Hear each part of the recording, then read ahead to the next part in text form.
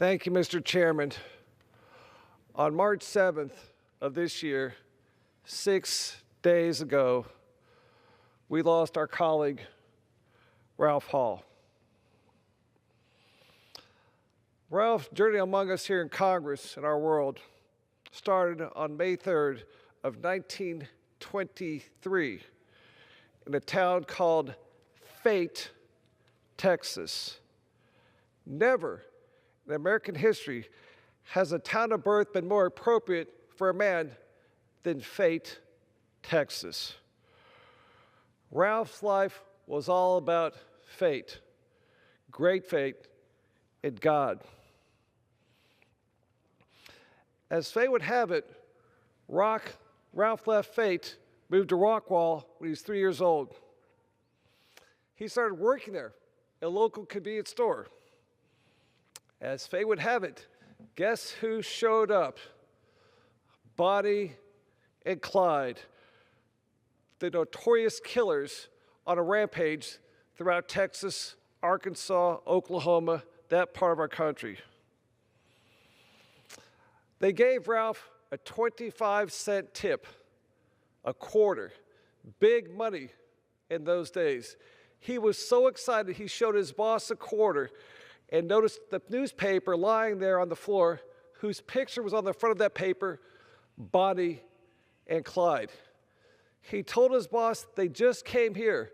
They're in Rockwell. That's their car. His boss called up the local sheriff.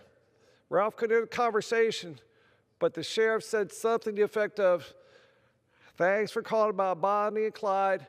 I've got 2 stray dogs I've got to catch. Once I get those dogs, I'm going after Bonnie and Clyde." After the surprise attack on Pearl Harbor, Ralph joined our Navy to fly naval aircraft. He went to Pensacola, Florida for his first training. As fate would have it, he met a Hall of Fame baseball player, Ted Williams of the Boston Red Sox, the last man to hit over 400 in a season.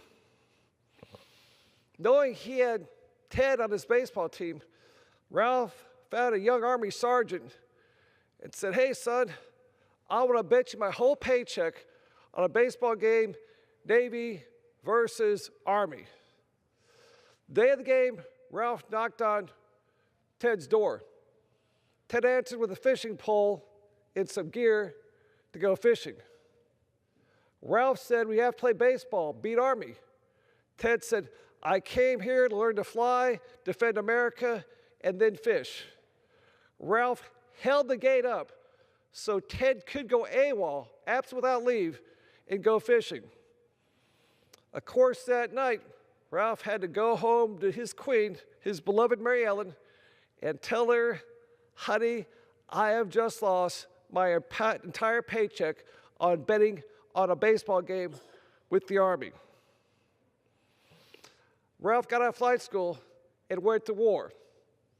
He flew the F-6F Hellcat on aircraft carriers. Now, I was a naval aviator, and I've got to tell you, those guys were crazy, crazy, crazy, and courageous. Right now, if you land on an aircraft carrier, you have what's called the meatball. This ball gives you course and glide slope. In those days, they had guys with paddles. Ralph said his most proud achievement in naval aviation during the war was to make sure on his record book his takeoffs were the same number as his landings. As fate would have it, once again, Ralph came home to Rockwall, Texas, just to become a lawyer. The local county judge retired. There's a vacancy. People said, "Ralph, you should run our county. File for the election." Ralph didn't want to play politics. That wasn't his business.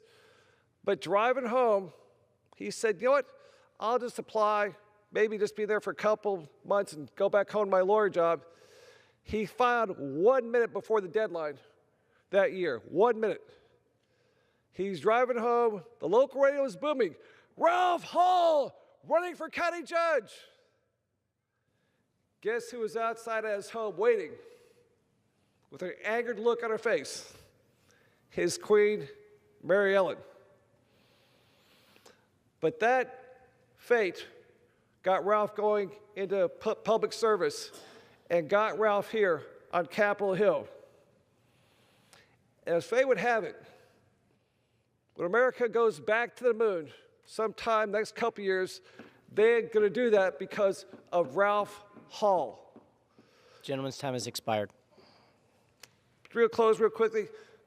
God bless Ralph Hall.